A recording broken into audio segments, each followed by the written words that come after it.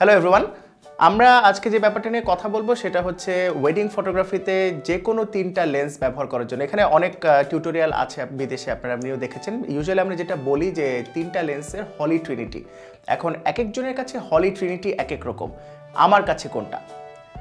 গত 7 বছর ধরে ওয়েডিং ফটোগ্রাফি করে বিভিন্ন লেন্স চেঞ্জ করে করে করে করে আমি একটা সেটআপে আসতে পেরেছি 2018 থেকে, যেটা আমার যে টেকনিকটা, আমি যেভাবে ছবি তুলি, আমি ক্লায়েন্টকে যেভাবে আমার ছবিটা দেখাতে চাই সেটাতে যেন একটা আলোকপাত করে, সেভাবে আমি আমার সেটআপটা সাজিয়েছি।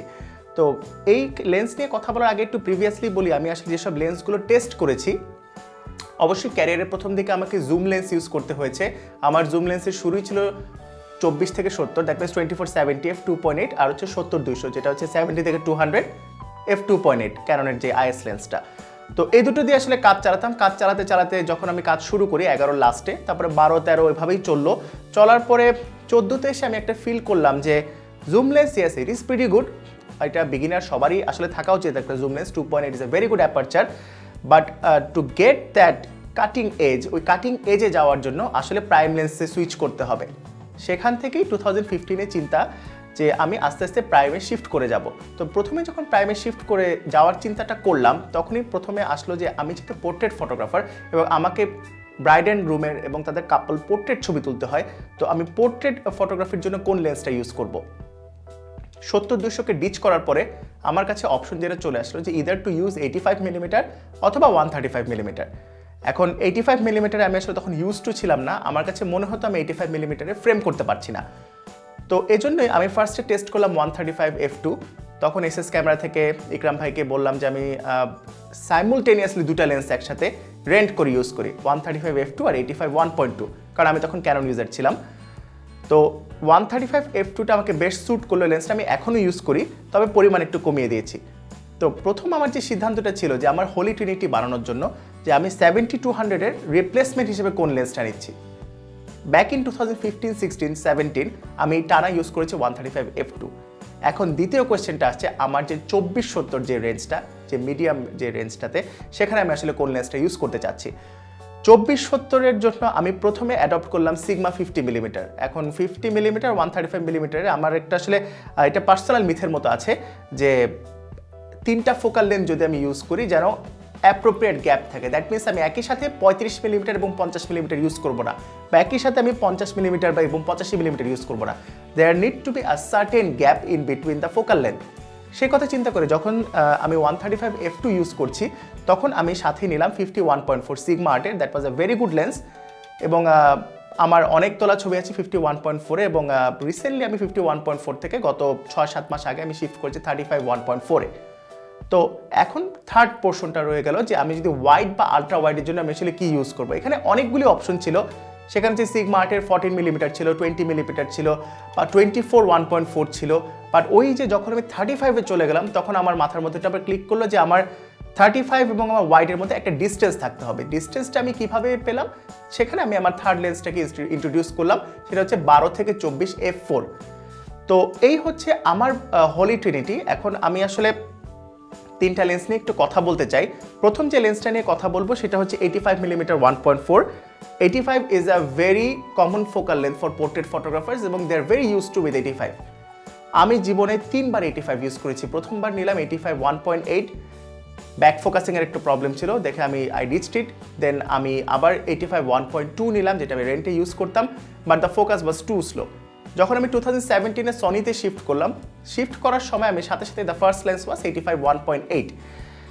এখন যেটা হয় যে পোর্ট্রেট ফটোগ্রাফারদের জন্য ওই অ্যাপারচারের যে হায়েস্ট অ্যাপারচার ভ্যালুটা যত নিচের দিকে যেতে থাকে, তত আসলে একে তো একটা মানসিক শান্তি, প্লাস হচ্ছে একটা তাদের যে পোর্ট্রেট ফটোগ্রাফির যে স্টাইলটা, ওই স্টাইলটাকেও সাপ্লিমেন্ট করে।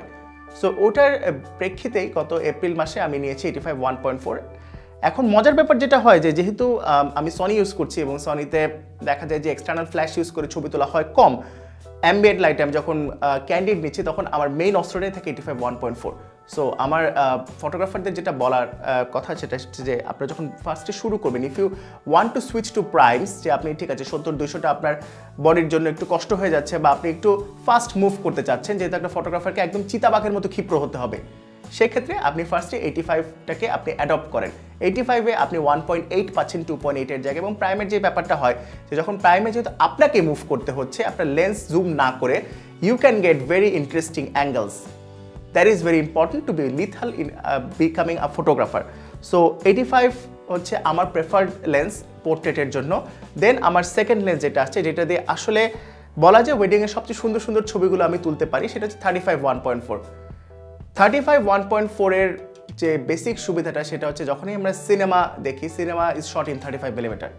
সো 35mm আমাদেরকে একটা সিনেম্যাটিক ফিল দেয়।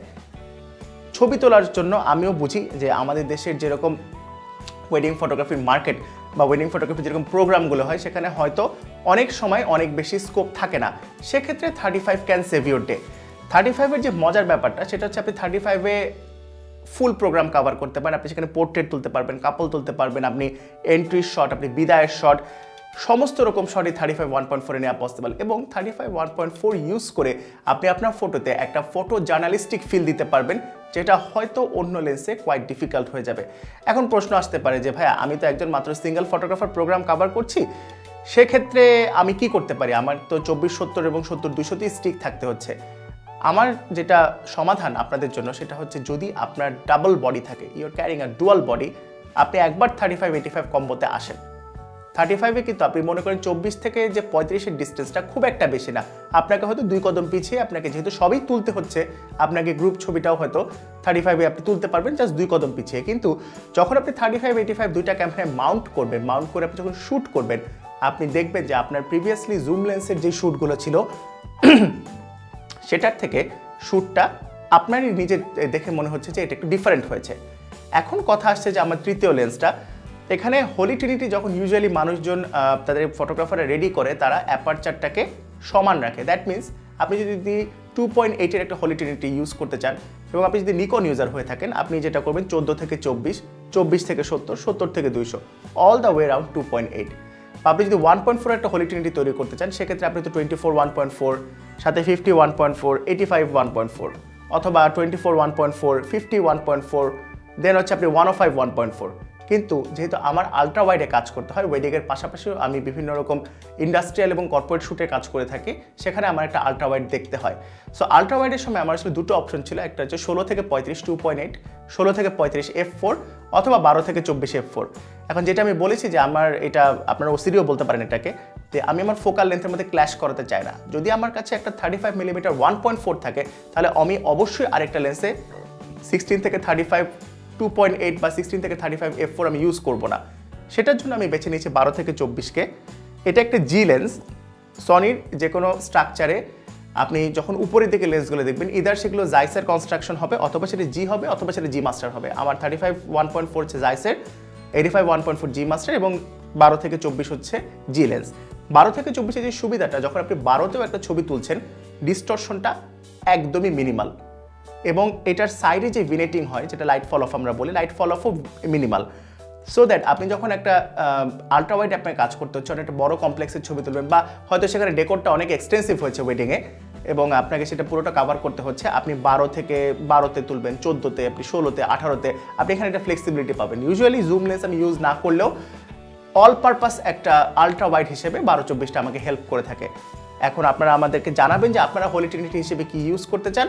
তবে এখানে একটা কোয়েশ্চেন আপনাদের থাকতে পারে যে আমি যখন 3টা লেন্স ইউজ করছি, তখন কি আমি একটা বডিতে ইউজ করবো নাকি 2টা বডিতে ইউজ করবো?